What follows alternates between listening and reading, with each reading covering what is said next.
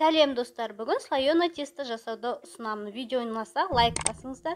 Жаңа рецепті жіберіп алмау үшін менің каналыма тіркеліп, қоңырау белгісін басып кетіңіздер. Ең бірінші ұнымызды дайындап, оның үстінен теркадан сары майымызды өткіземіз. Сары майымыз салқын болу керек.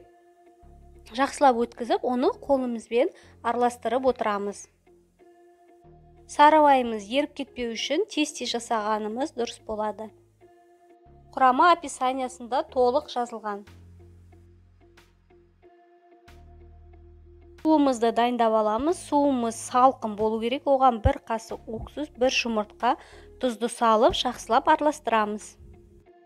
Видеодағындай көрсетілгендей қылып, суымызды аздап-аздап қосып, араластырып отырамыз. Қамыр сияқты илемейміз, ақырын араластырып, бір жағына жинап отырамыз.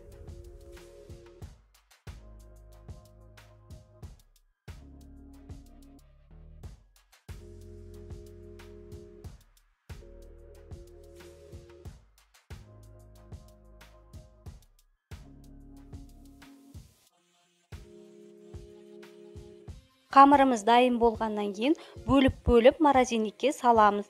Морозильникке 24 сағат ұстаймыз.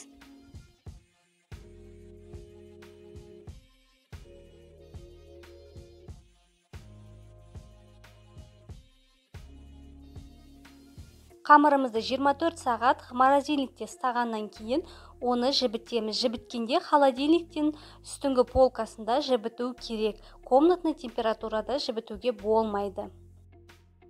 Қамырымызды морозильникте 1 жылға дейін сақтауға болады. Керек уақыттарыңызда алып, әртүрлі тәтті тағамдар пісіруге болады. Мен бүгін самса жасадым. Самсам өте дәмді болып шықты. Жасап көріңіздер.